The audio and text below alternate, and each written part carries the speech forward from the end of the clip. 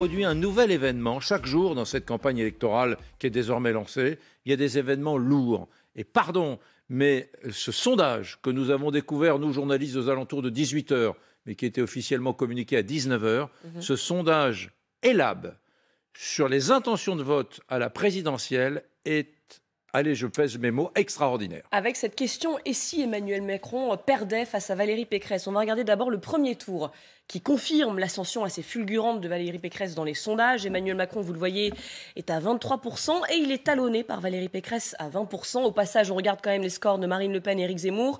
15% et 14% pour Éric Zemmour, donc relégué à la 4e place. Ça fait pour Valérie Pécresse, selon l'IFOP, selon le dernier sondage IFOP, le même sondage, plus 11 points. Plus donc, 11 points au premier tour. Grande ascension pour la candidate Les Républicains. Et ce qui est encore plus frappant, c'est quand on regarde le second tour. Là, c'est une première.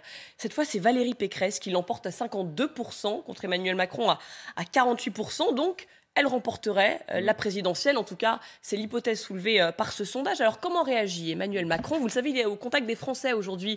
Il est dans le Cher ce soir avec des élus. Les journalistes ont essayé de lui poser la question. Regardez la séquence, il botte un petit peu en touche, le président. Monsieur le Président, pendant que vous étiez en conseil municipal, il y a une information qui est tombée. Vous seriez battu par Valérie Pécresse au second tour de la présidentielle. Et vous croyez que c'est une information? Ça c'est si vous étiez candidat. Mais est-ce que vous êtes candidat alors? Peut-être c'est bien tenté.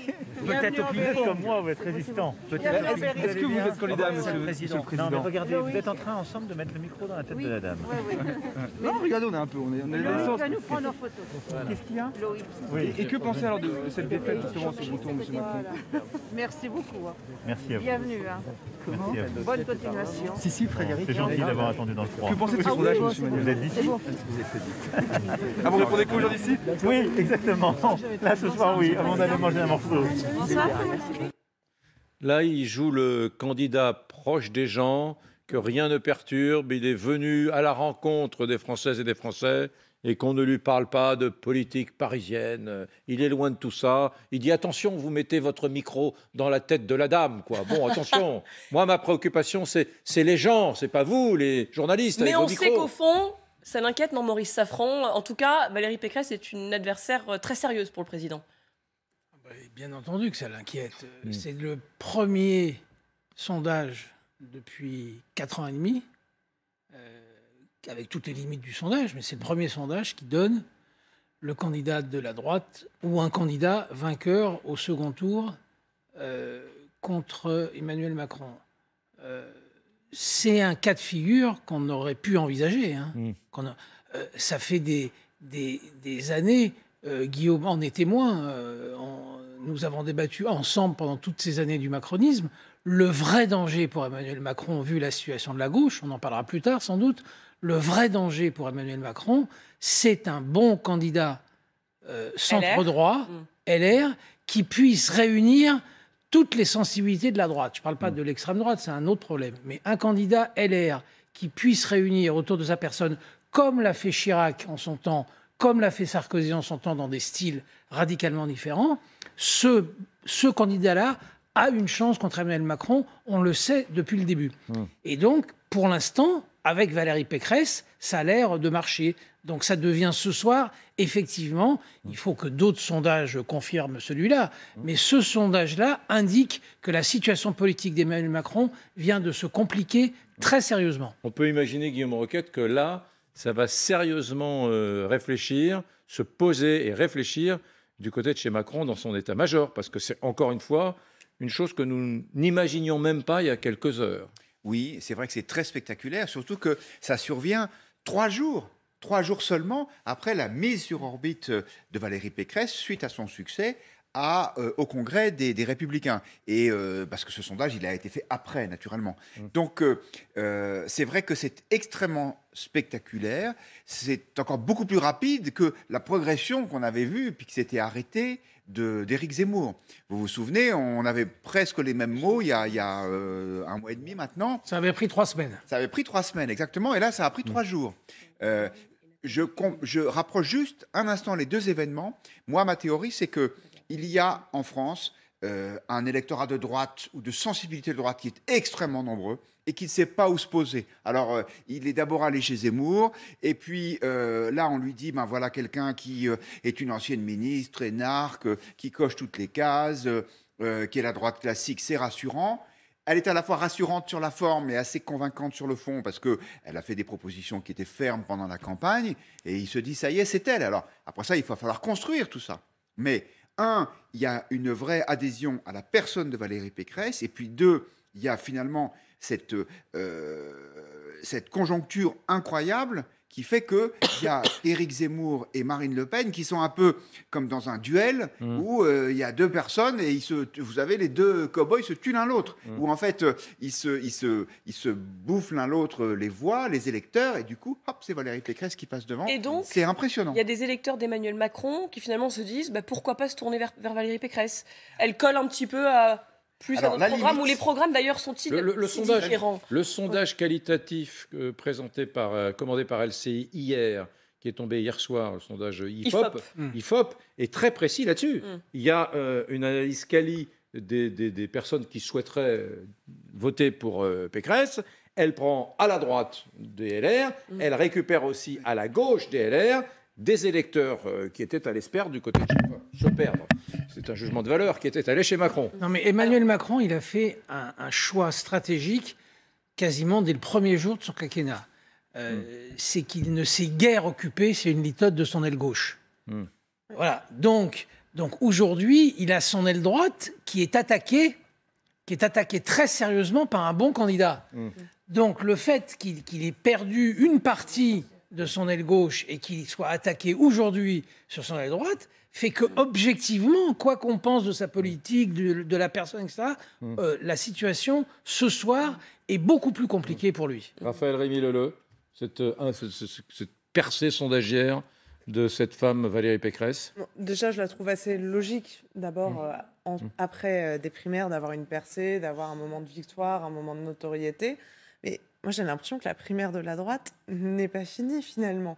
Puisqu'on est dans un débat public à droite qui est extrêmement recentré autour du même débat, autour des mêmes idées, et d'ailleurs, trop largement emmené à mon goût par Éric Zemmour. Finalement, dans ces 4 candidatures, je vois assez mal quel serait le candidat ou la candidate qui, pour reprendre les mots de Gérard Larcher, qui ne fait pourtant pas partie de mon panthéon politique, mais qui, parmi ceux-là, serait véritablement capable de mettre en place la frontière hermétique avec l'extrême droite. Si je comprends bien, vous considérez Macron comme le 4e de droite, alors. Absolument. Ah, voilà, non, et c'est mieux de le dire. Il faut le préciser. C'est une primaire de la droite avec Macron. qui continue. Justement, je suis heureuse de voir que vous suivez. Non, je suis de l'intéressée, Valérie Pécresse, qui ce soir est en déplacement à l'hôpital Lariboisière. Elle réagit, la candidate Les Républicains, à ce sondage et cette ascension fulgurante. Regardez. Les sondages, ça va et vient. Mais ce qui est intéressant, c'est de sentir qu'il y a une envie d'alternance dans le pays. Et il y a une envie d'alternance concrète, avec des solutions pour le pays, avec des solutions aux problèmes des Français. Et c'est nous qui incarnons aujourd'hui ces solutions. J'en suis heureuse, mais bien sûr, ce n'est qu'un début. Et il faut que j'aille convaincre les Français, tous les Français, que nos solutions sont les bonnes et qu'on pourrait gouverner autrement.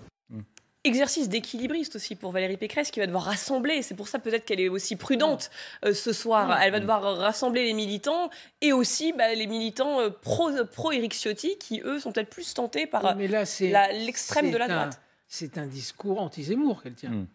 Moi j'ai des solutions, lui n'en a aucune, c'est ça, elle le répète 3 fois. Solution, solution, solution. Je suis la candidate de l'alternance et des solutions, ce qui veut dire qu'en creux, Éric Zemmour et Marine Le Pen n'ont aucune solution. C'est extrêmement clair la ligne qu'elle tient ce soir. Je trouve que ce qui est très fort, bien évidemment, c'est plus 11 points au premier tour. C'est un événement sondagier, mais ça n'est qu'un événement sondagier, comme vous le disiez, à confirmer. Bon, très bien, oublions. Mais ce qui est intéressant, c'est ce 52-48 au second tour avec Pécresse vainqueur, parce que ça donne le sentiment qu'il y avait beaucoup d'électeurs de droite un peu paumés et résignés, qui se disaient, bon, je vais voter comme ci ou comme ça au premier tour, mais au second tour, le match est perdu. Et là, soudainement, parce qu'il y a un profil, les contours d'une personne dont on se dit qu'elle pourrait être sérieuse et administrer convenablement le pays, etc. Et là, soudainement, elle aimante, à mon avis, des électeurs de droite, de toutes les droites, qui se disent, La perspective d'une victoire n'est pas totalement impossible désormais, non? Oui, surtout que elle profite d'une forme peut-être de lassitude des électeurs de droite qui ont voté Macron et qui considèrent que le discours macroniste est de droite, mais que la rigueur, la sévérité, elle ne suit pas dans les actes. Rien n'est fait pour lutter contre l'immigration légale. L'immigration illégale, il y a des initiatives qui sont prises. Ça ne marche pas. On a divisé par 2 le nombre de visas venant des pays du Maghreb pour qu'ils reprennent leurs ressortissants, mais ça ne fonctionne pas. Mais sinon, le regroupement familial n'est pas réduit, les conditions d'accès à la nationalité française ne sont pas rendues plus difficiles. Or, il y a une très grande majorité de Français et l'écrasante majorité des électeurs de droite qui veulent ça. Et donc, ils se disent, si quelqu'un nous le propose, alors on va aller vers cette personne-là. Et alors, comment réagit-on dans l'exécutif aussi, plus largement? On va écouter Elisabeth Borne. Vous savez, elle était l'invitée d'Elisabeth Martichoux ce matin. Et la ministre du Travail, elle le dit, elle tacle Valérie Pécresse, elle le dit, nos programmes sont complètement différents. On va l'écouter, elle, et puis ensuite, je vous ferai entendre un autre son de cloche, toujours au sein de l'exécutif. Elle nous propose des vieilles recettes. On a plutôt l'impression d'être revenu au siècle passé que d'être en train de préparer la France de 2030, qu'elle veut tailler à l'âge dans les effectifs de fonctionnaires, qu'elle veut faire des privatisations. On a l'impression d'entendre les programmes des années 90. Et quand, par ailleurs, Valérie Pécresse vient nous donner des leçons sur la gestion de la crise, moi, je voudrais rappeler qu'elle était ministre du Budget après la crise de 2008-2009. La dette avait explosé, les impôts avaient augmenté, la croissance était nulle et le chômage avait augmenté de 25%. Voilà, et puis autre son de cloche, cette fois de la secrétaire d'État Nathalie Elimas, elle le dit, mais Valérie Pécresse est complètement Macron-compatible. Regardez. Elle est radicalement Macron-compatible. Elle est comme vous, alors. Mais bien évidemment, dites-moi ce qui différencie Valérie Pécresse d'Emmanuel Macron. Valérie Pécresse ferait mieux de nous rejoindre, ce serait plus utile pour la France parce qu'en face, on a un véritable danger. Le danger, c'est Marine Le Pen, c'est Éric Zemmour ou encore Éric Ciotti qui dit qu'il appellerait à voter Éric Zemmour s'il y avait un duel Macron-Zemmour. Voilà, c'est quand même... Je suis pas sûr. Incroyable. Elle ait eu les consignes de communication de l'Élysée. Ou alors ça veut dire qu'on a eu les mêmes que moi. Parce qu'elle dit à peu près la même chose que moi, c'est-à-dire tous ces gens continuent à faire elle est quand même en train de dire aux auditeurs de Sud Radio, votez Macron, votez Pécresse, c'est pareil. C'est quand même extrêmement particulier. Quant à Elisabeth Borne qui donne les leçons de bonne gestion à Valérie Pécresse, quand on voit la façon dont a progressé la dette depuis le Covid, ça ne manque pas de sel. Bien, merci beaucoup. À suivre. À suivre, on va parler d'Éric Zemmour aussi et de sa stratégie de l'excès. Je ne suis en rien responsable des violences à Villepinte, dit-il. Il n'hésite pas d'ailleurs à taper à nouveau assez fort sur Emmanuel Macron, vous l'entendrez. Et puis cette question... Alors, et vous avez vu, celui qui a tenté de l'agresser, on vient de découvrir pendant le meeting, au début du meeting, que c'est un militant LR qui avait voté Ciotti au Congrès, à la primaire. Visiblement d'ailleurs, selon les sources policières, ce serait peut-être un accident. Ouais. Donc c'est dangereux, c'est groupie d'extrême on en parlera. Et puis on reviendra, on continuera bien sûr à analyser ce sondage. Emmanuel Macron peut être battu, en tout cas c'est ce que dit ce sondage Elab ce soir, par Valérie Pécresse s'il se retrouvait face à elle au second tour. On en parle dans un instant. Vous restez avec nous, Eric. Oui, on part. Un long moment. Oui, on se retrouve ensemble pour 90 minutes sans interruption. A tout de suite, 22h30. Acteur de l'économie locale, vous avez le droit d'être accompagné par une banque qui comprend vos enjeux. Votre programme avec la Banque Postale. Retrouvez votre programme avec Divalto. Un autre regard sur les logiciels de gestion CRM et ERP. Ce jeudi sur LCI, Emmanuel Macron sera face à la presse.